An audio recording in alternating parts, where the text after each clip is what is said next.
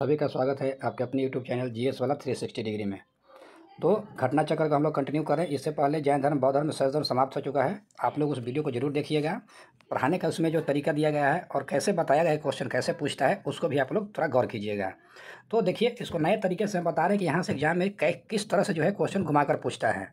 ठीक है, तो उसको आप लोग जरूर समझिएगा, क्योंकि एग्जाम में किस तरह से क्वेश्चन आजकल आ रहा है आप लोगों को ही अच्छे से पता है। तो उसी के पैटर्न पे जो है हम इसको समझा रहे हैं, और साथ ही जो है आप लोग इसको बहुत बार पढ़ चुके हैं, लेकिन हम इसके एक रिवीजन के तौर पे इसको देखेंगे। तो चलिए पढ़ते हैं। और आज है छठी शताब्दी ईसा पूर्व राजनीतिक दशा, यानी छठी शताब्दी ईसा पूर्व जो पहले जो राजनीतिक दशा था वो कैसा था उसको देखेंगे। तो चलिए बढ़ते हैं क्वेश्चन की तरफ। और यहाँ से किस तरह से क्वेश्चन घुमा कर पूछेगा उसको आप लोग जरूर समझिएगा कैसे क्वेश्चन पूछता है। तो आज पहले हम लोग डिस्क्रिप्शन देख लेंगे, और उसके बाद अगले दिन जो है इसका ऑब्जेक्टिव हम लोग सोल्व करेंगे।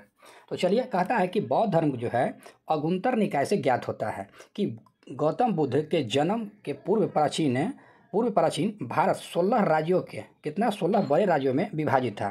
तो यहाँ से बौद्ध जो है, तो ये पूछता है कि बौद्ध धर्म के जो जन्म है वो किस निकाय से संबंधित है। तो यहाँ से अगुंतर निकाय से हो जाता है। ठीक, साथ ही यहाँ से पूछता है कि गौतम बुद्ध के जो जन्म हुआ था उस समय जो पूर्व जो है भारत है उसमें कितने बड़े राज्य विभाजित था। तो 16 में विभाजित था, जिसको क्या कहा जाता है, तो महाजन पद कहा गया है। इन 16 महाजन पदों के नाम ये कौन कौन सा है। तो 16 महाजन पद के नाम आपको जरूर ध्यान रखना चाहिए, क्योंकि एग्जाम में यहाँ से सवाल पूछा कि इनमें से कौन जो है महाजन पद नहीं है। साथ ही इसकी राजधानी कहाँ है वो भी आपको जानना चाहिए। तो आगे इसके जस्ट आगे राजधानी आएगा, और वो भी हम लोग देख लेंगे। तो पहला क्या है, कौशल, काशी, मगध, अंग, बज्जी, चेदी, मल, वत्स्य, कुरु, पंचाल, मत्स्य, सुरसेन, कंबोज, अवंती, अस्मक और गंधार। ये जो 16 महाजन पद है, इस 16 महाजन पद के नाम आप जरूर याद रखिएगा। अगला कहता है कि जैन ग्रंथ भगवती सूत्र में, किसमें, तो भगवती सूत्र में, यहाँ से सीखा कि भगवती सूत्र में भी इन 16 महाजन पदों के नाम मिलता है। तो यहाँ से सवाल एग्जाम में पूछ लेगा कि 16 जो महाजन पद है तो ये आप जानते हैं, तो क्या ये जैन धर्म से संबंधित है या नहीं है, ये भी सवाल पूछ लेगा। या यहाँ से सवाल पूछ लेगा कि क्या 16 महाजन पदों का वर्णन भगवती सूत्र में है या नहीं। ये तो कथन में टाइप पे करके आप में से पूछ लेगा, और आजकल जो एग्जाम में क्वेश्चन पूछता है तो उसमें कथन टाइप पे ही पूछ रहा है। तो यहाँ से जो है भगवती सूत्र में भी 16 महाजन पद का नाम मिलता है, किंतु इनमें कुछ नाम जो है विभिन्न दिए गए हैं। ठीक है, कहता इनमें प्राप्त 16 महाजन पदों के नाम क्या है। अंग दिया है, भंग दिया है, मल्ल दिया है, अच्छ दिया है, वत्स्य दिया है, मगध दिया है, या जिसको मगध कहते हैं, मालवा जिसको कहते हैं, उसको कहते हैं कोच कहते हैं, दाढ़ कहते हैं, मोली कहा जाता है, कौशल हो जाएगा, काशी हो जाएगा, पाढ़ हो जाएगा, और संभुतर हो जाएगा। उसके बाद हवा हो जाएगा और बज्जी हो जाएगा। ये किसके अनुसार है, तो जैन धर्म जो है इसके अनुसार जो भगवती सूत्र में जो वर्णन किया गया 16 महाजन पद के, उसके अनुसार से ये नाम दिया गया है, और ऊपर जो था वो नाम था। अब कहता है कि बिहार के वर्तमान भागलपुर तथा मुंगेर के जिले अंग महाजन पद के अंतर्गत आता है। और ये भी एग्जाम में ऑलरेडी बीपीएस में पूछ चुका है कि अंग महाजन पद का, अंग जो महाजन पद है उसका क्षेत्र बताना है। तो ये जो अंग महाजन पद किस में है, तो भागलपुर और मुंगेर में आता है, यहाँ से ध्यान रखना है। अगला कहता है कि अंग की जो राजधानी है, ये भी बहुत बार पूछा कि अंग की राजधानी कहाँ है, तो चंपा में है। महाभारत तथा पुराणों में इसका प्राचीन नाम क्या होता है, तो मालिनी हो जाता है। किसका, तो कहता है कि महाभारत और पुराणों में इसका नाम, यानी महाजन पद का नाम जो है क्या हो जाता है, मालिनी होता है। ठीक है, अब बढ़ते हैं आगे। यहाँ से क्या कहता है कि बुद्ध के समय भारत के 6 महानगरों में चंपा की गणना की जाती थी। यानी जो है बुद्ध के समय, यानी बुद्ध का जब टाइम पीरियड था उस समय जो है 6 महानगरों में चंपा की गणना की, यानी 6 महानगर था, उसमें से चंपा सबसे फेमस था, इसीलिए 6 में से ये चंपा का जो है गणना किया जाता था। आगे कहता है कि महापरिनिर्वाण सूत्र में इन 6 महानगरों का नाम प्राप्त होता है। और ये 6 महानगर कौन कौन से हैं, ये 6 महानगर के नाम एक बार ध्यान रखिएगा। कहता है चंपा, राजगिरी, बनारस, साकेत, कौशाम्बी और श्रावस्ती। ये 6 जो है, ये 6 का नाम आप जरूर याद रखिएगा, क्योंकि यहाँ से पूछ लेगा कि महापरिनिर्वाण सूत्र में 6 महानगरों के नाम इनमें से कौन नहीं है। तो याद रखना है, चंपा हो जाएगा, राजगिर हो जाएगा, बनारस हो जाएगा, साकेत हो जाएगा, कौशाम्बी हो जाएगा और श्रावस्ती हो जाएगा। वैशाली के लिच्छवियों ने विश्व का पहला गणतंत्र स्थापित किया। ये सवाल एग्जाम में ऑलरेडी बहुत बार पूछ चुका है कि वैशाली लिच्छवियों ने विश्व का पहला गणतंत्र स्थापित किया था। तो यहाँ से सवाल ये पूछता है कि विश्व का पहला गणतंत्र स्थापित किसने किया था, तो वैशाली के लिच्छवियों ने। सुत्त निपात में वैशाली को क्या कहा गया है, तो मगधमपुरम कहा गया है। मगधमपुरम किसमें कहा गया है, तो सुत्त निपात में। क्या है, सुत्त निपात में वैशाली को किसको कहा गया है, तो वैशाली को क्या कहा गया है, तो मगधमपुरम कहा गया है। आगे कहता है क्या कि यहाँ से सवाल बहुत बढ़िया क्वेश्चन है, आप लोग इसको जरूर पढ़िएगा, क्योंकि जब तक रिवीजन नहीं करिएगा तब तक इसका कोई बेनिफिट होने वाला नहीं है। एक बार पढ़ के छोड़ने से इसको याद नहीं किया जा सकता है, इसलिए इसको बार बार रिवीजन करने से जो है आपको माइंड में फ्रेश रहेगा। आगे है वैशाली जो है बुद्ध काल का सबसे बड़ा, किसके काल का? बुद्ध काल का सबसे बड़ा और शक्तिशाली गणराज्य था। तो यहाँ से सवाल पूछता है कि बुद्ध के काल का सबसे बड़ा और शक्तिशाली गणराज्य कौन था? तो ये गणराज्य कौन हो जाएगा? वैशाली हो जाएगा। पुराणों के अनुसार, यहाँ से ध्यान रखना किसके अनुसार? पुराणों के अनुसार मगध पर शासन करने वाला पहला राजवंश कौन था? तो बृहद्र था, बृहदत्त था। तो यहाँ से सवाल ये भी पूछता है कि मगध पर शासन करने वाला पहला राजवंश जो है पुराणों के अनुसार कौन था? तो बृहदत्त राजवंश हो जाएगा। ठीक है, यहाँ से ध्यान में रखना चाहिए। इस वंश यानी किससे? तो बृहदत्त राजवंश के पहले राजा बृहदत्त का पुत्र जरासंध था। क्या कहता है कि बृहदत्त का जो है वंश है, इसके पहले राजा कौन हो जाएगा? तो बृहदत्त के पुत्र कौन है? जरासंध है, जिसने राजगीर यानी गिरिब्रज और राजगिरी को अपना राजधानी बनाया था। तो यहाँ से सवाल ये पूछेगा कि राजगीर को राजधानी जो है किसमें? बृहदवंश किसने बनाया था? तो जरासंध ने बनाया था। महाभारत के वन पर्व में राजगीर को जरासंध की राजधानी बताया गया है। तो यहाँ से ये चीज़ ध्यान रखिए कि किसमें? महाभारत के वन पर्व में, किसमें? वन पर्व में राजगीर को क्या बताया गया है? जरासंध की राजधानी बताया गया है। और यहाँ से इसका स्रोत है। तो यहाँ से सवाल ये पूछेगा किस स्रोत से यह पता चला है या किस स्रोत में वर्णन किया गया है कि जरासंध की राजधानी राजगीर में है? तो किस में हो जाएगा? तो वन पर्व में हो जाएगा। यहाँ से सवाल ऐसे आपसे एग्जाम में पूछेगा। अगला है कि बौद्ध ग्रंथों के अनुसार, किसके अनुसार? तो बौद्ध ग्रंथ के अनुसार मगध का प्रथम प्रतापी शासक कौन था? तो बिंबिसार था। कहाँ के? तो मगध के सबसे प्रतापी, किसके अनुसार? तो बौद्ध ग्रंथ के अनुसार, तो बिंबिसार हो जाएगा। यह हर्यक वंश से संबंधित था। तो सवाल ये भी एग्जाम में पूछता है कि बिंबिसार जो है किस वंश से संबंधित है? तो हर्यक वंश से संबंधित है। शासक और शासन दोनों से यहाँ से सवाल पूछता है। चलिए अब यहाँ देखते हैं। अब यहाँ जो दिया गया है महाजन पद दिया गया है, उसकी राजधानी दिया गया है और आधुनिक क्षेत्र दिया गया है। तो यहाँ से एक बार हम इसको थोड़ा सा तेजी से रिपीट कर लेंगे ताकि जो है ये रिवीजन हो जाए। पहला कहता है कौन सा महाजन पद? कुरु कहाँ पड़ता है? तो मेरठ, दिल्ली और थानेश्वर के पास में इसका जो है आधुनिक स्थल है। और इसकी राजधानी कहाँ पे है? तो इंद्रप्रस्थ है। तो दोनों याद रखना जरूरी है। उसके बाद कहते हैं पंचाल, ये कहाँ पड़ता है? बरेली, बदायूं, फर्रुखाबाद आदि जिला पड़ता है। ठीक, यहाँ से जो है इसकी राजधानी पूछ लेगा तो हिल्ले छद्र हो जाएगा तथा कंपिल्य हो जाएगा। अगला है सूरसेन जो है इसका क्षेत्र कहाँ पड़ता है?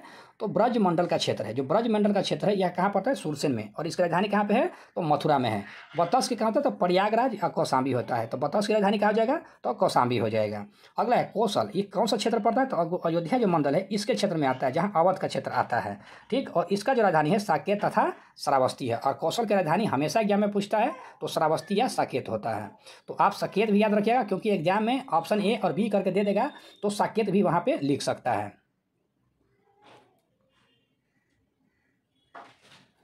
चलिए अगला है, कहता है कि मल कहाँ पे? तो कुशीनगर। कहाँ पे? कुशीनगर देवरिया जिले के कुशीनारा और इसके आसपास का क्षेत्र। तो मल की राजधानी कहाँ हो जाएगा? तो मल की राजधानी पावा में हो जाएगा।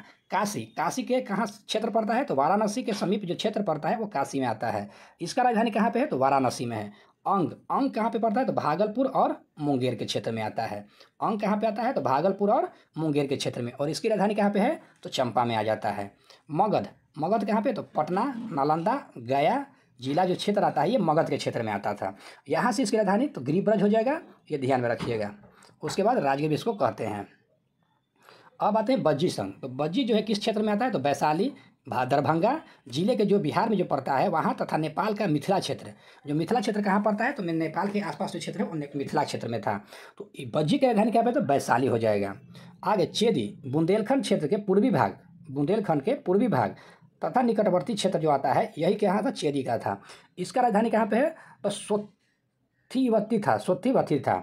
अगला मत्स्य की राजधानी कहाँ हो जाएगा? विराटनगर हो जाएगा। मत्स्य की राजधानी कहाँ पे? तो विराटनगर हो जाएगा। और कहाँ पे पड़ता है? तो जयपुर, अलवार और भरतपुर में पड़ता है, यानी राजस्थान के क्षेत्र में है। असमक, ये नर्मदा नदी, गोदावरी नदी की घाटी के मध्य का जो क्षेत्र था ये असमक होता था। और इसकी राजधानी कहाँ था? तो पोतनी या पोटली हो जाएगा। अवंती जो है पश्चिम तथा मध्य का मालवा क्षेत्र हो जाएगा।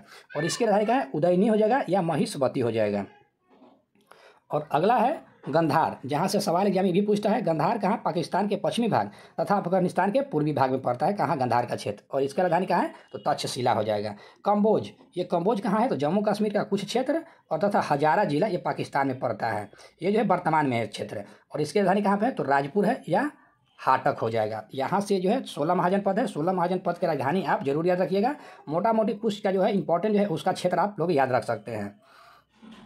चलिए अब आगे बढ़ते हैं और आगे इसमें कहाँ पे है तो कहते हैं काशी का सबसे शक्तिशाली शासक बृहदत्त था। तो यहाँ से सवाल जो आएगा कि काशी का सबसे शक्तिशाली शासक कौन था? तो ये बृहदत्त था। इसने कौशल पर विजय प्राप्त की थी। कहाँ पे विजय प्राप्त किया? तो कौशल पर विजय प्राप्त किया। अंतोगतवा कौशल के राजा कंस, उस समय जो कौन थे? तो राजा कंस ने काशी को जीतकर अपने राज्य में शामिल कर लिया। ठीक है, यहाँ से क्या कहता है कि कौशल के राजा कंस ने काशी को जीतकर अपने राज्य में शामिल कर लिया। प्रसेनजीत के समय, किसके समय है? तो प्रसेनजीत के समय कौशल का काशी के अतिरिक्त कपिलावस्तु के शाक्य, कहाँ के? तो कपिलवस्तु के शाक्य, केशपुत के कलाम, रामगाम के कोलिये, पावा और कुशीनारा के मल, पिल्लिबन के मोरिया आदि जो है गणराज्यों पर अधिकार था। ये किसका? तो कौशल के प्रसेनजीत के समय में। आगे कहता है कि संयुक्त निकाय के अनुसार प्रसेनजीत, थोड़ा ऊपर आ जाते हैं, कहता है क्या कि संयुक्त निकाय के अनुसार, यहाँ से चीज़ ध्यान रखिएगा, संयुक्त निकाय के अनुसार प्रसेनजीत 5 राजाओं के एक गुट का नेतृत्व करता था। तो यहाँ से ये पूछेगा कि जो है प्रसेनजीत जो थे 5 राजाओं के गुट का नेतृत्व करते थे, वो किसके अनुसार? तो संयुक्त निकाय के अनुसार हो जाएगा। महाकाव्य काल में कौशल राज्य की राजधानी कहाँ था? तो अयोध्या था। किसमें? महाकाव्य काल में कौशल राज्य किसका? तो कौशल राज्य की राजधानी कहाँ था? उस समय अयोध्या बताया गया है। कौशल के प्रमुख नगर कौन था? तो श्रावस्ती और अयोध्या था। यहाँ से सवाल पूछ लेगा कि कौशल के प्रमुख नगर कौन कौन सा था? प्रमुख कह रहा है, ऐसा तो बहुत सारा नगर था, लेकिन मुख्य रूप से अगर कहेगा तो ये हो जाएगा श्रावस्ती और अयोध्या हो जाएगा। बुद्ध काल में कौशल के 2 भाग हो गए थे, यानी बुद्ध के काल में जो है कौशल जो है 2 भागों में बट गया था। 2 भाग हो गया था। एक था उत्तरी भाग की राजधानी श्रावस्ती और दक्षिणी भाग की राजधानी साकेत हो गया था। इसीलिए वहाँ पे लिखा गया था श्रावस्ती और साकेत लिखा हुआ था। तो उत्तरी के हो जाएगा श्रावस्ती और दक्षिणी का हो जाएगा साकेत। चलिए अब आ जाते हैं आगे। यहाँ पे क्या हो गया? अब यहाँ क्या कहा जाता है कि उत्खनन के आधार पर, किस पे? तो उत्खनन के आधार पर ज्ञात हुआ है कि प्राचीन श्रावस्ती कौन सा? तो प्राचीन काल के श्रावस्ती का जो नगर था वो विन्यास था, वो कैसा था? तो अर्धचंद्राकार था। ये भी एग्जाम में पूछा हुआ है कि प्राचीन जो काल में जो है किसके अनुसार? उत्खनन के आधार पर हुआ है। तो श्रावस्ती जो नगर है उसका विन्यास कैसा? तो चंद्राकार था। और पूर्वी उत्तर प्रदेश के कुशीनगर, कहाँ पे? तो पूर्वी उत्तर प्रदेश के जो कुशीनगर पड़ता है वहाँ देवरिया जिले के निकटवर्ती क्षेत्र में मल्ल महाजनपद स्थित है। तो मल्ल महाजनपद के जो क्षेत्र कुशीनगर देवरिया जिला जो है वो किस में आता है? तो मल्ल महाजनपद के अंतर्गत आता है। इसके भी 2 भाग थे। इसका भी कितना भाग? 2 भाग। एक की राजधानी पावा जो कहाँ पड़ता है? तो फजील नगर में पड़ता है। और उसके बाद उसका दूसरा नाम क्या है? उस्मानपुर हो जाता है। तथा दूसरे कुशीनारा थी जिसको कसाया भी बोला जाता है। तो पहले की राजधानी पावा और दूसरे का कुशीनारा। किसका? तो मल्ल का। तो यहाँ से मल्ल की भी ध्यान रखना है कि 2 इसकी राजधानी हो गया। एक हो गया पावा में और दूसरा कुशीनारा में हो जाएगा। 6ठी शताब्दी ईसा पूर्व में आधुनिक बुंदेलखंड पूर्वी तथा उसके सीमावर्ती भागों में चेदी महाजनपद स्थित था। क्या कहता है कि 6ठी शताब्दी ईसा पूर्व में जो है आधुनिक बुंदेलखंड, यानी जो आधुनिक बुंदेलखंड था के पूर्वी भाग तथा उसके सीमावर्ती भाग में क्या है? उसके सीमावर्ती भाग में चेदी महाजनपद स्थित था। कौन सा? तो चेदी महाजनपद स्थित था। कहता है कि इसकी राजधानी कहाँ था? तो सोथीवती था। सोथीवती हो जाएगा। किसका? तो चेदी महाजनपद के। तो चेदी महाजनपद के जो राजधानी सोथीवती था, ये भी आपको पहले भी देख लिए हैं। अब कहता है जिसकी पहचान महाभारत में सुक्तिमती से की जाती है। तो यहाँ से ध्यान इसी चीज़ को रखना है कि चेदी राजवंश, चेदी जो महाजनपद है उसकी राजधानी सोथीवती था, जिसकी पहचान जो महाभारत में किस रूप में हुआ है? तो सुक्तिमती के रूप में किया जाता है। महाकाव्य काल में चेदी का शासक शिशुपाल था। क्या कहता है कि महाकाव्य काल में जो है चेदी का, किसका? तो चेदी का शासक कौन था? तो शिशुपाल था, जिसका वध कृष्ण द्वारा किया गया था। यानी शिशुपाल के जो है वध किसके द्वारा किया गया? तो कृष्ण के द्वारा किया गया। प्रयागराज तथा कौशाम्बी जिले के आसपास, यानी प्रयागराज और कौशाम्बी जिला था उसके आसपास के जो क्षेत्र था उसमें मत्स्य महाजन पद स्थित था। यानी प्रयागराज के क्षेत्र जो पड़ता है, प्रयागराज क्षेत्र और जो कौशाम्बी जिला के आसपास का जो क्षेत्र आता है वो किस महाजन पद में आ रहा है? तो मत्स्य महाजन पद में आता है। यहाँ कहता है कि विष्णु पुराण से ज्ञात होता है। किस पुराण से? तो विष्णु पुराण से ज्ञात होता है। विष्णु पुराण से ज्ञात होता है कि हस्तिनापुर के राजा कौन थे? निच्छु ने हस्तिनापुर के गंगा के प्रवाह में बह जाने के कारण कौशाम्बी को अपनी राजधानी बनाया था। कहता है क्या कि बस जो बत्तस जो है महाजन पद स्थित है, कहता है कि विष्णु पुराण से ज्ञात होता है। किस पुराण से? तो विष्णु पुराण से, कि हस्तिनापुर के राजा निच्छु ने हस्तिनापुर के गंगा के प्रवाह में बह जाने के कारण, यानी हस्तिनापुर जो है वो गंगा में बह गया था, बहने के कारण जो है ये बह गया, तब कहता है उसके बाद जो है कौशाम्बी को अपनी राजधानी बनाया था। यानी बत्तस की राजधानी कहाँ पे बनाया गया? तो कौशाम्बी में। इसके पहले कहाँ था? हस्तिनापुर गंगा नदी में बह गया था। चलिए अब आगे आ जाते हैं। आगे क्या कहता है कि बुद्ध काल में यह पौरव वंश का शासक था। क्या है? बुद्ध काल में जो है यहाँ जो है पौरव वंश का शासन था। कहाँ पे? तो कौशाम्बी जो है यहाँ पे जो है पौरव वंश का शासन था। ठीक। अब कहता है क्या कि यहाँ जो है यहाँ का शासक उदयन बौद्ध भिक्षु पिंडोला के उदयन को बौद्ध मत में दीक्षित किया था। क्या था? बौद्ध मत में दीक्षित किया था उदयन को। ठीक है। अब कहता है कि उदयन वासवादता की दंत कथा उज्जैन से संबंधित है। किससे? तो दंत कथा के उज्जैन से संबंधित है। इस कथा को महाकवि भास ने अपने नाटक स्वप्नवास वदनम में वर्णित किया है। ये जो इसका जो वर्णन किया गया है किसमें किया गया है? स्वप्नवास वर्णन में किया गया है। अब आते हैं थोड़ा सा और आगे। अब कहते हैं कुरु महाजन पद। ठीक है। तो यहाँ से क्या कहता है? कुरु महाजन पद जो है मेरठ, दिल्ली, थानेश्वर के सीमावर्ती जो क्षेत्र पड़ता है। कहाँ है? तो दिल्ली का क्षेत्र है, मेरठ का क्षेत्र है, मेरठ है, दिल्ली है, थानेश्वर है और उसके सीमावर्ती भूभाग में स्थित है। कौन सा? तो कुरु महाजन क्षेत्र है। कहता है महाकाव्य कालीन हस्तिनापुर नगर इसी राज्य में स्थित है। जो महाकाव्य में जो कालीन जो हस्तिनापुर था इसी नगर में स्थित था। कौन सा? कुरु महाजन क्षेत्र में। यहाँ से बुद्ध के समय यहाँ का राजा कौन था? कौरव्य था।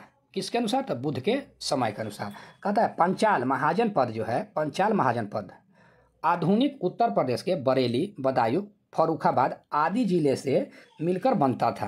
कहाँ से? तो बरेली, बदायूं, फर्रुखाबाद ये आदि जिला से मिलकर जो है इसका निर्माण होता था। किसका? तो पंचाल महाजन पद का। प्रारंभ में इनके दो भाग थे। यानी जब शुरू था तो इसका दो भाग था। पहला था उत्तरी पंचाल जिसकी राजधानी अहिच्छत्र था। क्या था? अहिच्छत्र था। कहता है कि उत्तरी पंचाल की जो राजधानी था अहिच्छत्र था तथा दक्षिणी पंचाल की राजधानी कम्पिल्ले था। दक्षिणी का कम्पिल हो जाएगा और उत्तरी का अहिच्छत्र हो जाएगा। तो कहता है क्या कि पंचाल महाजन पद के अंतर्गत कन्याकुब्ज का प्रसिद्ध नगर स्थित था। कौन सा? तो कन्याकुब्ज का एक प्रसिद्ध नगर स्थित था। आगे कहता है क्या कि पंचाल महाजन पद की सीमाएं हिमालय के तलहट्टी से लेकर दक्षिण में चंबल नदी तक तथा पूर्व में कोसल तथा पश्चिम में कुरु जनपद को स्पर्श करता था। यानी पंचाल का जो है क्षेत्र भी बहुत बड़ा था। कहाँ कहता है इसकी सीमा कहाँ है? हिमालय के तलहट्टी से लेकर दक्षिण में चंबल नदी तक और पूर्व में कोसल से लेकर पश्चिम में कुरु जनपद को स्पर्श करता था। आगे क्या कहता है कि पंचाल मूलतः एक राजतंत्र था। जो पंचाल क्षेत्र था वो कैसा था? तो राजतंत्र था। किंतु ऐसा प्रतीत होता था कि कौटिल्य के समय तक वह एक गणराज्य हो गया था।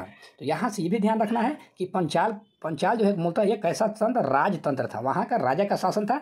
किंतु वैसा प्रतीत होता था कि कौटिल्य के समय तक, किसके समय तक? तो कौटिल्य के समय तक कि वह एक गणराज्य हो गया था। मत्स्य महाजन पद, यह कहता है कि मत्स्य महाजन पद जो है राजस्थान के जयपुर क्षेत्र में बसा हुआ था। तो यहाँ से भी एग्जाम डायरेक्ट में पूछेगा कि राजस्थान के जयपुर क्षेत्र में कौन सा महाजन पद था? तो मत्स्य महाजन पद था। इसके अंतर्गत वर्तमान अलवार एवं भरतपुर का एक भाग सम्मिलित था। क्या था कि इस महाजन पद मतलब मत्स्य महाजन पद में अलवार और भरतपुर भी इसमें सम्मिलित था।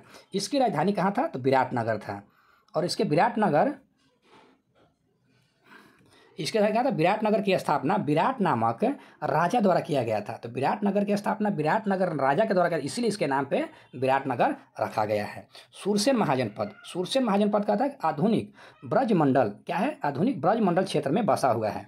इसकी राजधानी मथुरा है। तो यहाँ से सूरसेन की राजधानी डायरेक्ट एग्जाम में पूछता है कि सूरसेन की राजधानी कहाँ पे है? तो मथुरा में है। प्राचीन यूनानी लेखक इस राज्य को सूरसेनोई सुरसेनोई तथा इसकी राजधानी को मेथोरा कहते हैं। कौन? तो प्राचीनी लेखक, जो प्राचीन काल के जो यूनानी लेखक था, सुरसेन राज्य को क्या कहते थे? तो सुरसेनोई, और तथा इसकी राजधानी को क्या कहते थे? जो राज्य होता था उसको सुरसेनोई और राजधानी को मेथोरा कहते थे। कहता है कि अस्मक महाजनपद जो है नर्मदा तथा गोदावरी नदी घाटी के क्षेत्र में स्थित है। तो यहाँ से सवाल ये भी पूछेगा डायरेक्टली कि नर्मदा और गोदावरी नदी घाटी क्षेत्र जो है उसके मध्य में स्थित कौन सा महाजनपद है? तो अस्मक जो है महाजनपद स्थित है। महाजनपदों में केवल अस्मक ही दक्षिण भारत में स्थित है। यहाँ से बहुत इंपॉर्टेंट ये सवाल है कि कौन सा महाजनपद जो है दक्षिण में स्थित है? तो अस्मक महाजनपद दक्षिण में स्थित है। यहाँ क्या लिख रहा है? केवल लिख रहा है, इसका मतलब और कोई भी नहीं है, केवल अस्मक ही है। अवंती महाजनपद पश्चिम तथा मध्य मालवा क्षेत्र में बसा हुआ है। जो अवंती महाजनपद है कहाँ पे है? तो पश्चिम और मध्य मालवा के जो क्षेत्र है वहाँ बसा हुआ है अवंती। अगला क्या कहता है कि इस महाजनपद के दो भाग हैं। दो भाग में क्या हो जाएगा? तो एक उत्तरी अवंती की राजधानी कहाँ हो जाएगा? तो उज्जैनी हो जाएगा, और दक्षिणी के कहाँ हो जाएगा? तो महिष्मती हो जाएगा। तो ये दोनों का ध्यान में रखिएगा, क्योंकि 1 से 2 बार आप इसको क्लास को देख लीजिएगा तो आपको 100% है कि कन्फर्म हो जाएगा। क्योंकि वैसे ही आपको हम बता रहे हैं जैसे कि आप इजली वे में पढ़ सकें, नहीं तो आप इसको एक बार लगा लीजिए, ईयरफोन लगाकर 1-2 बार देखिएगा, ऑटोमेटिक याद हो जाएगा। गौतम बुद्ध के समय यहाँ का राजा कौन था? तो प्रघोत था। ठीक है, तो अवंती का राजा जो है बौद्ध गौतम बुद्ध के समय कौन था? तब प्रघोत था। बिंबिसार के समय मगध के समय मगध के साथ प्रघोत का संबंध मैत्रीपूर्ण था। यहाँ से सवाल ही पूछता है कि बिंबिसार के समय जो है किस राजा का संबंध जो है मैत्रीपूर्ण था? तो यही प्रघोत का हो जाएगा। अगला, प्रघोत के पांडु रोग से ग्रसित हो जाने पर बिंबिसार ने अपने राजवैद्य जीवक को उसके उपचार के लिए भेजा था। तो ये तो आपसे 100% ही है, आपको याद भी होगा कि बहुत बार कि जीवक को जो है बिंबिसार भेजा था किसको? तो प्रघोत के इलाज के लिए। और किस रोग से ग्रसित था? तो पांडु रोग से ग्रसित था। तो रोग भी ध्यान रखना है, किस रोग से ग्रसित था? तो पांडु रोग से ग्रसित था। आगे कहता है कि बौद्ध जो थे पुरोहित महाकच्छायन के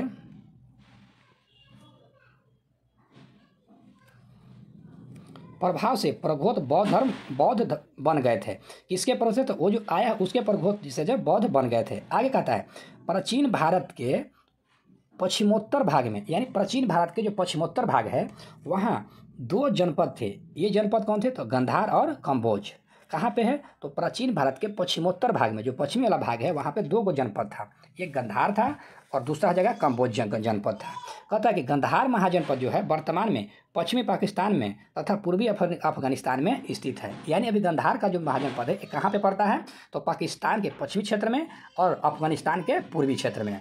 कहता है कि रामायण से ज्ञात होता है कि तक्षशिला नगर की स्थापना भरत के पुत्र तक्ष ने किया था। किससे पता चलता है? रामायण से ज्ञात होता है। ठीक है, किससे पता चला? तो रामायण से ज्ञात होता है कि तक्षशिला नगर की स्थापना जो है भरत के पुत्र का नाम क्या है? तक्ष था। तो तक्ष ने इसकी स्थापना किया था। गंधार महाजनपद का दूसरा प्रमुख नगर कौन था? तो पुष्कलावती था। ठीक है, दूसरा अगर हो जाएगा तो दूसरा हो जाएगा पुष्कलावती हो जाएगा। आगे कहता है कौटिल्य ने कंबोजों को वर्ता शास्त्रोपजीवी संघ अर्थात पशुपालन, कृषि, वाणिज्य, शस्त्र द्वारा जीविका चलाने वाला कहा है। कौन? तो कौटिल्य ने कंबोज को कहा है। आया कहता है कि प्राचीन समय में कंबोज अपने श्रेष्ठ घोड़ों के लिए विख्यात था। यहाँ से ध्यान रखिए, कंबोज जो है किस लिए प्रसिद्ध था? तो श्रेष्ठ घोड़ा के लिए विद्यमान था। 16 महाजनपदों में से 4 ये कौन कौन से? तो कौशल, मगध, बतस और अवंती अत्यंत शक्तिशाली था। तो यहाँ से सवाल आपसे पूछेगा कि 16 जो महाजनपद था उसमें से सबसे शक्तिशाली महाजनपद कौन कौन सा था? तो 4 महाजनपद आ जाएगा, कौशल आ जाएगा, मगध आ जाएगा, बतस आ जाएगा और उसके बाद अवंती आ जाएगा। ये 4 जो सबसे शक्तिशाली था। आगे था 16 महाजनपदों में 8 वर्तमान उत्तर प्रदेश में स्थित है। तो यहाँ से सवाल ये पूछ लेगा कि जो 16 महाजनपद था उसमें से उत्तर प्रदेश में कितना महाजनपद है? तो उत्तर प्रदेश में जो है महाजनपदों की संख्या कितना है? तो 8 हो जाएगा। ये महाजनपद जो है कौन कौन आ जाएगा? तो काशी आ जाएगा, कौशल हो जाएगा जो सबसे शक्तिशाली है, उसके बाद बतस भी सबसे शक्तिशाली है, मल हो जाएगा, कुरु हो जाएगा, पंचाल हो जाएगा, सुरसेन हो जाएगा और चेदी हो जाएगा। इसको आप क्रम वाइज जो है इसको आप जरूर याद रखिएगा, क्योंकि यहाँ से सवाल एग्जाम में यूपी के एग्जाम के लिए इंपॉर्टेंट हो जाएगा। बुद्ध यहाँ से बिहार और अदर स्टेट के लिए एग्जाम में क्या इंपॉर्टेंट होगा कि यहाँ से सवाल यही पूछेगा कि उत्तर प्रदेश में कितने महाजनपद है, तो केवल 8 ही। अदर स्टेट के लिए ये 8 केवल रहेगा, लेकिन यूपी के लिए यहाँ से 8 याद करना जरूरी है, क्योंकि वहाँ से ये पूछेगा इसमें से छांटने के लिए, या तो इसको स्टेटमेंट में डाल कर पूछेगा। कहते हैं बुद्ध के काल में गंगा घाटी में कई गणराज्यों के अस्तित्व का प्रमाण मिलता है। क्या कहते हैं, बुद्ध के काल के जो गंगा घाटी में, यानी जो गंगा घाटी है उसमें कई जो है गणराज्य के अस्तित्व का प्रमाण मिलता है। ठीक है, वैसा नहीं है कि नहीं मिला है, लेकिन प्रमाण मिला है। और ये जो है कहता है कि ये गणराज्य थे कौन, कपिलावस्तु के शाक्य, सुमारीगिरी के भग्य, अलकप के बुली, केशपुत के कालाम, रामगाम के कोलिये, कुशीनारा के मल, उसके बाद पावा के मल, पिल्लिवन के मोरिये, वैशाली के लिच्छवी और मिथिला के विदेह, ये इसका जो है गणराज्य के मिलते हैं। आय कहता है क्या कि सिक्कों के अध्ययन को क्या बोला जाता है, न्यूमिमेस्टिक कहा जाता है। तो यहाँ से सवाल एग्जाम में पूछता है कि न्यूमिमेस्टिक किसका अध्ययन है, तो सिक्कों का अध्ययन कहा जाता है। भारत के प्राचीनतम सिक्कों को आहत सिक्के या पंचमार्क सिक्का कहा जाता है, यानी प्राचीन काल में जो है सिक्के को आहत कहा जाता था। एग्जाम में ये भी बहुत बार पूछा है कि आहत क्या है, तो सिक्का है। ठीक है, आगे ये चांदी के बने होते थे। जो सिक्का होता था, आहत सिक्का या पंचमार्क सिक्का किसका बना होता था, तो चांदी का बना होता था। इसके ऊपर ठप्पा देकर निशान बनाए जाते थे, इसके ऊपर ठप्पा लगाकर जो है निशान, इसीलिए इसको क्या बोला था, पंचमार्क बोला जाता था।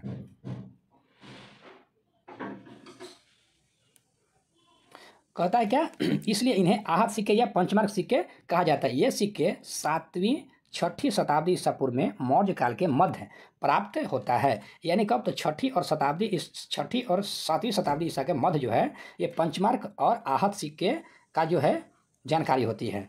बुद्ध घोष की टीका क्या है, बुद्ध घोष की टीका, जिसका जो है क्या है, सुमंग लविलासिनी से बजी संघ के न्याय व्यवस्था के बारे में जानकारी मिलता है। किसके, तो बुद्ध घोष के टीका क्या है उसका नाम, तो सुमंगल विलासनी से बजी संघ के, किस संघ के, तो बजी संघ की न्याय व्यवस्था के बारे में जानकारी मिलता है। तो यहाँ से सवाल ये मिलेगा कि बजी संघ के न्याय की व्यवस्था की जानकारी किससे मिलता है, तो सुमंगल विलासनी से मिलता है, सुमंगल विलासनी के जानकारी मिलता है। इससे ज्ञात होता है कि बजी संघ में 8 न्यायालय था। कितने न्यायालय था, तो 8 न्यायालय था। तो यहाँ से सवाल आपसे ये भी पूछ सकता है डायरेक्टली कि बजी संघ में जो है 8 न्यायालय की जानकारी किससे मिलता है, तो सुमंगल विलासनी से मिलता है। आगे क्या है, अब आगे बढ़ते हैं। यहाँ कहता है कि मगध की महत्ता का वास्तविक संस्थापक राजा बिंबिसार था। यहाँ से सवाल क्या है कि मगध की जो है वास्तविक संस्थापक किसको माना गया है, तो बिंबिसार का। ठीक है, यहाँ से कहता है कि यह जो है हर्यक वंश से संबंधित है। तो यहाँ से तो सवाल एक बार बहुत बार पूछ लिया है कि बिंबिसार जो है किस वंश से संबंधित है, तो हर्यक वंश से संबंधित है। जैन साहित्य में बिंबिसार को श्रेणी कहा गया है। तो श्रेणी किस साहित्य में कहा गया है, तो जैन साहित्य में श्रेणी कहा गया है। आगे कहता है कि महावंश के अनुसार, किसमें, तो महावंश के अनुसार बिंबिसार 15 वर्ष की आयु में मगध का नरेश बना। मगध नरेश कितने वर्ष का आयु में बना था, तो मगध नरेश जो बना था वो 15 वर्ष की आयु में बना था। कौन, बिंबिसार। तो किसमें, तो महावंश के अनुसार। यहाँ से भी ध्यान रखना है किसके अनुसार, तो महावंश के अनुसार। प्रथम, यहाँ से क्या कहते हैं, सर्वप्रथम इसने प्रमुख राजवंशों के साथ वैवाहिक संबंध स्थापित कर अपनी स्थिति सुदृढ़ किया। तो यहाँ से कहता है कि ये जो है ना सर्वाधिक यानी सबसे ज़्यादा जो है राजवंशों के साथ वैवाहिक संबंध स्थापित की और अपने राज्य का जो है विस्तार किया और मजबूत किया। इसने लिच्छवी गणराज्य के शासक चेटा की पुत्री चेलना के साथ विवाह कर मगध की उत्तरी सीमा सुरक्षित किया। यानी मगध के जो है उत्तरी सीमा है, उत्तरी सीमा पर जो है चेटक की पुत्री चेलना से शादी किया और उत्तरी क्षेत्र जो है मजबूत कर लिया। इसका दूसरा वैवाहिक संबंध किसके साथ था, तो दूसरा इसका वैवाहिक जो संबंध था कौशल नरेश प्रसेनजीत की बहन महाकोसला के साथ किया था। और इस वैवाहिक संबंध से उसे काशी का प्रांत प्राप्त हो गया था। यानी काशी के जो था, तो काशी प्राप्त करने के लिए किसके साथ किया, तो कौशल नरेश की प्रसेनजीत की जो बहन थी महाकोसला, उसके साथ शादी कर लिया। आगे कहता है अन्य प्रमुख वैवाहिक संबंध मध्य देश की राजकुमारी क्षेमा के साथ करके मद्रों का सहयोग प्राप्त किया। इसने अंग के शासक ब्रह्मदत्त को पराजित कर अपने राज्य में मिला लिया। तो यहाँ से ये भी हो गया। उसके बाद यहाँ से ये ध्यान रखें कि ये जो है अपने राज्य के विस्तार के लिए जो है वैवाहिक संबंध ज़्यादा किया था। आगे विनय पिटक से ज्ञात होता है कि इसने बेनुवन नामक उद्यान बुद्ध और शंख के बुध और शंख के निमित्त प्रदान कर दिया था। तो यहाँ से इसके बारे में बेरुवन के बारे में एग्जाम में जरूर पूछता है कि किस से प्राप्त होता है, तो विनय पिटक से ज्ञात होता है। अगला कहता है कि दीर्घ निकाय से ज्ञात होता है। किससे, तो दीर्घ निकाय से। कि बिंबिसार ने चंपा के ब्राह्मण को वहाँ की संपूर्ण आमदनी दान दे दिया। किससे ज्ञात होता है, यहाँ से सवाल ये पूछता है कि बिंबिसार ने चंपा के ब्राह्मण को वहाँ की संपूर्ण आमदनी दान में दे दिया। तो किससे पता चलता है, तो दीर्घ निकाय से पता चलता है। बिंबिसार को अपने पुत्र अजातशत्रु द्वारा बंदी बनाकर कारागार में डालने का उल्लेख बौद्ध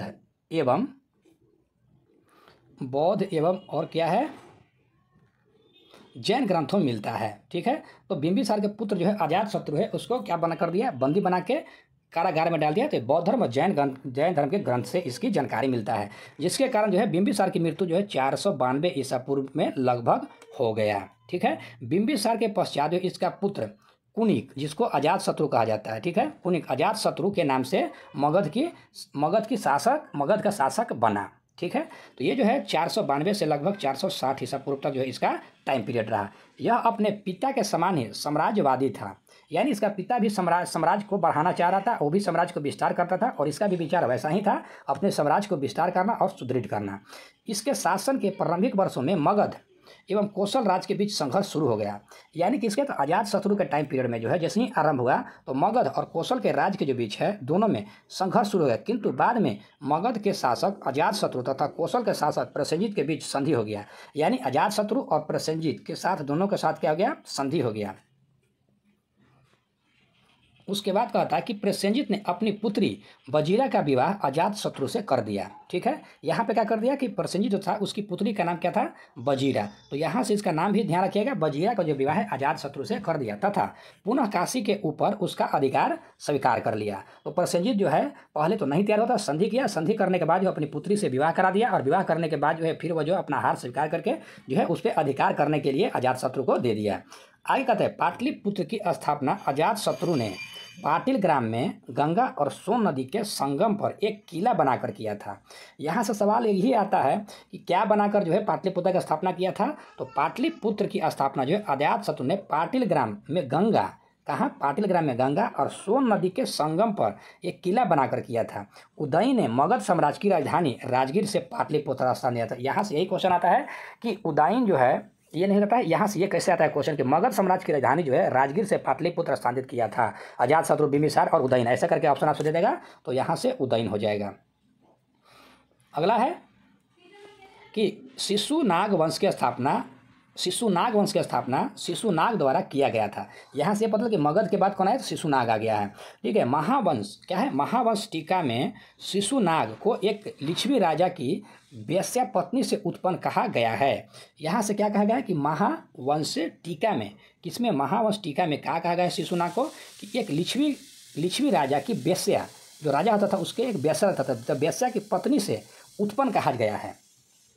ठीक है, लिच्छवी के जो राजा था उसके वेश्या पत्नी के से उत्पन्न राजा कौन था, तो शिशुनाग था। पुराणों के अनुसार वह क्षत्रिय था। पुराण में क्या कहा गया है कि जो शिशुनाग था वह क्षत्रिय था। अवंती की विजय शिशुनाग के लिए लाभदायक सिद्ध हुए। जो अवंती की जो विजय है वो शिशुनाग के लिए लाभदायक सिद्ध हुए, और इससे मगध साम्राज्य की पश्चिमी सीमा मालवा तक पहुंच गई। किससे कहते हैं, मगध साम्राज्य की जो पश्चिमी सीमा था कहाँ तक पहुंच गया, तो मालवा के क्षेत्र तक पहुंच गया। और इस विजय के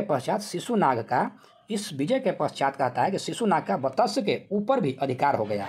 शिशुनाग का अधिकार किस पे, तो बतस्स के ऊपर भी हो गया, क्योंकि मालवा के क्षेत्र तक पहुंच गया, क्योंकि वह जो है अवंती के अधीन था। ठीक है, अवंती के अधीन होने के कारण जो है यहाँ पे जो है बतस्स के ऊपर भी इसका अधिकार हो गया। और अवंती और बतस्स पर अधिकार हो जाने से पश्चिमी विश्व के साथ पाटलिपुत्र को व्यापार वाणिज्य के लिए एक नया मार्ग प्राप्त हो गया। यानी पश्चिमी क्षेत्र तक जब इसका विस्तार हो गया तो वहाँ से जो है व्यापार करने के लिए एक नया मार्ग मिल गया। शिशुनाग ने वैशाली को अपनी राजधानी बनाया। शिशुनाग कहाँ बनाया राजधानी, तो वैशाली को बनाया। तो ये भी एग्जाम में आता है कि शिशुनाग की राजधानी कहाँ था, तो वैशाली था। शिशुनाग ने लगभग 412 से 394 ईसा पूर्व तक शासन किया। तो वैशाली ये जो है शिशुनाग जो है इसका टाइम पीरियड जरूर याद रखिएगा, कब से कब तक, तो 412 से लेकर 394 ईसा पूर्व तक शासन किया। महावंश के अनुसार, किसके अनुसार, तो महावंश के अनुसार जो है शिशुनाग की मृत्यु के पश्चात उसका पुत्र कालाशोक राजा बना। यानी उसके पुत्र शिशुनाग का पुत्र कौन हुआ? तो कालाशोक हुआ। वही उसकी मृत्यु के बाद जो है शिशुनाग का जब मृत्यु हो गया तब कालाशोक शासक बना। पुराणों में क्या कहा गया है? पुराणों में कालाशोक को काक वर्ण कहा गया है। तो काक वर्ण किस में कहा गया है? तो पुराणों में किसको कहा गया है? यहाँ से सवाल ये आता है कि काक वर्ण जो है पुराणों में किस शासक को कहा जाता है? तो ये कहा जाता है कालाशोक को। और कालाशोक किसका पुत्र है? तो शिशुनाग का पुत्र है। कालाशोक जो है अपनी राजधानी को पाटलिपुत्र स्थानांतरित कर दिया। देखिए यहाँ पे जो कहाँ बनाया था? तो शिशुनाग बनाया था वैशाली में राजधानी। कहाँ? तो वैशाली में राजधानी बनाया। लेकिन जैसे ही कालाशोक बना तो कालाशोक राजधानी को फिर कहाँ लेके चला गया? तो पाटलिपुत्र में स्थानांतरित कर दिया।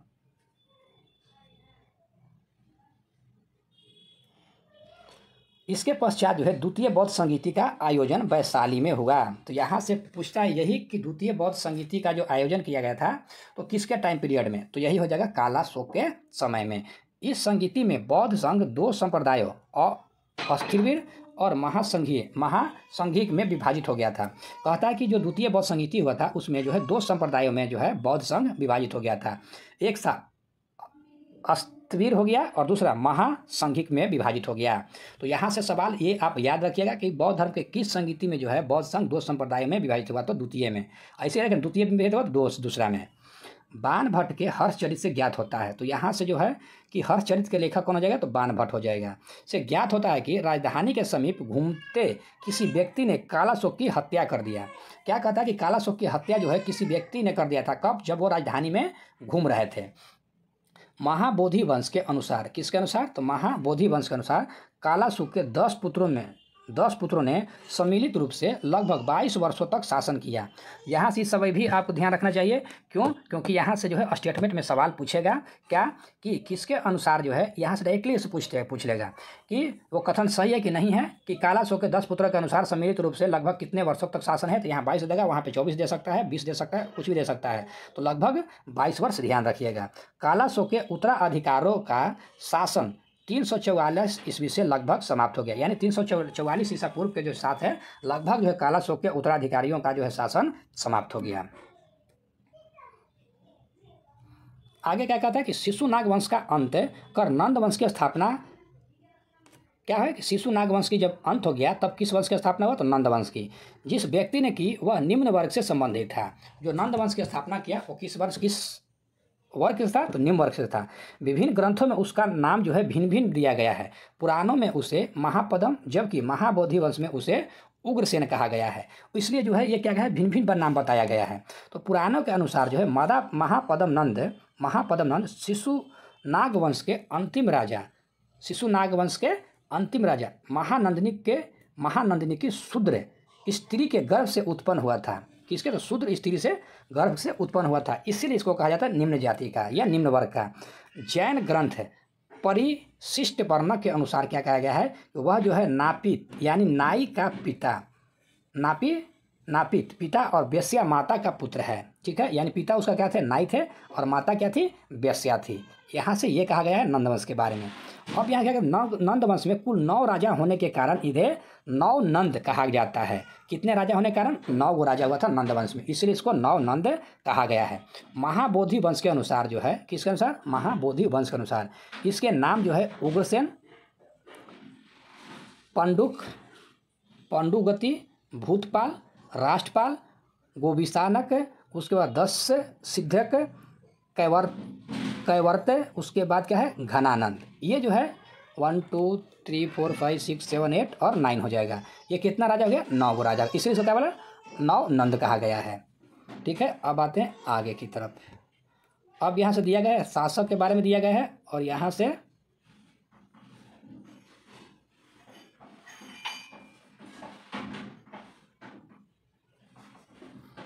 क्या है कि बौद्ध साहित्य के अनुसार बिंबिसार से नंदों तक के राजाओं का शासनकाल। हर्यक वंश के राजा कौन? तो बिंबिसार। और यहाँ से सबका टाइम पीरियड दिया गया है। ठीक है, तो यहाँ से टाइम पीरियड और शासन दिया गया जैसे कि हर्यक वंश का है। तो हर्यक वंश का जो 544 से 412 ईस्वी तक है। ठीक है, तो यहाँ से बिंबिसार का टाइम पीरियड है, बिंबिसार हो जाएगा, अजातशत्रु, उदयन और उसके बाद उसके उत्तराधिकारी हो जाएगा।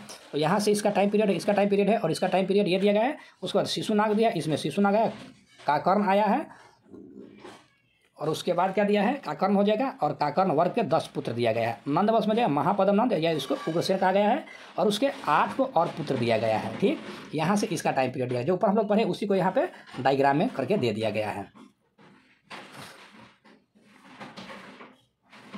अब यहाँ से ये चीज़ जानना चाहिए, क्या दिया गया है कि महापद्म को कली का अंश, किसका, कली का अंश, सभी क्षत्रियों का नाश करने वाला दूसरे परशुराम का अवतार कहा गया है। किसको, महापद्म नंद को कहा गया। क्या कहा गया है, तो यहाँ से ये पूछेगा किसको जो है या किस शासक को जो है कली का अंश तथा सभी क्षत्रियों का नाश करने वाला।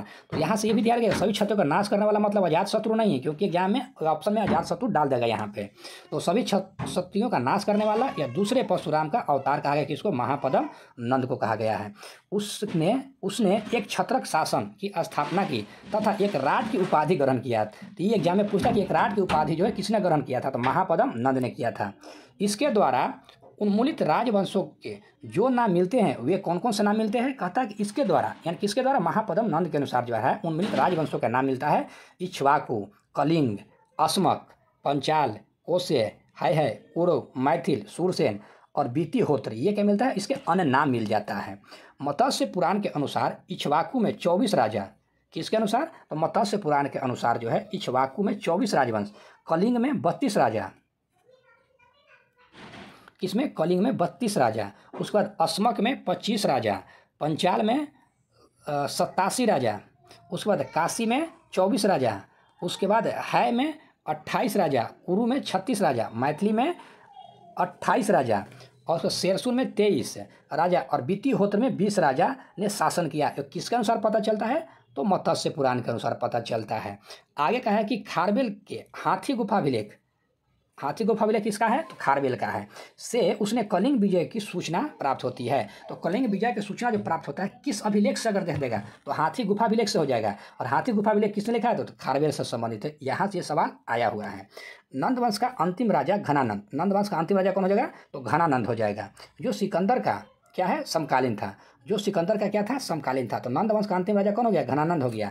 और घनानंद पूछता है किस शासक के समकालीन था, तो सिकंदर के समकालीन था। यूनानी शासकों ने उसे क्या कहा था, अग्रमीज या उग्रसेन के पुत्र कहा है, यूनानी लेखक। आगे कहता जेनोफोन ने इसे बहुत धनाढ़ व्यक्ति बताया है, इसको घनानंद को बताया, धनाढ़ बताया है। आगे तमिल और सिंहली ग्रंथों में भी उसकी अतुल्य संपत्ति की सूचना मिलती है, किससे, तमिल और सिंहली ग्रंथ से। भद्रसाल उसका सेनापति था, भद्रसाल क्या था, सेनापति था। घनानंद द्वारा जनता से बलपूर्वक धन वसूलने तथा छोटे छोटे वस्तुओं पर भारी कर लगाने के कारण जनता उसके विरुद्ध हो गई और चारों ओर घृणा और असंतोष का वातावरण व्याप्त हो गया। क्या करता था, यह बहुत क्रूर तरह से जो है धन को एकत्रित करने में लग गया, इसीलिए जो है जनता इससे रुष्ट हो गया और इसके चारों तरफ जो है असंतोष फैल गया। आगे कहते इस स्थिति का लाभ उठाकर चंद्रगुप्त मौर्य, कौन, चंद्रगुप्त मौर्य ने चाणक्य के सहयोग से घनानंद की हत्या कर घनानंद के अंत कर दिया। घनानंद को क्या कर दिया, जो धनानंद था उसको हत्या कर दी और नंद वंश का भी अंत कर दिया। और व्याकरणाचार्य पाणिनि महापद्म नंद के मित्र थे। क्या कहता है, व्याकरणाचार्य थे, व्याकरण के चार्य कौन थे, तो पाणिनि। यह कहता है कि महापद्म नंद के क्या थे, मित्र थे। वर्ष, उपवर्ष और उसके बाद वर रुचि, कात्यायन जैसे विद्वानों का जन्म नंद वंश काल में ही हुआ था।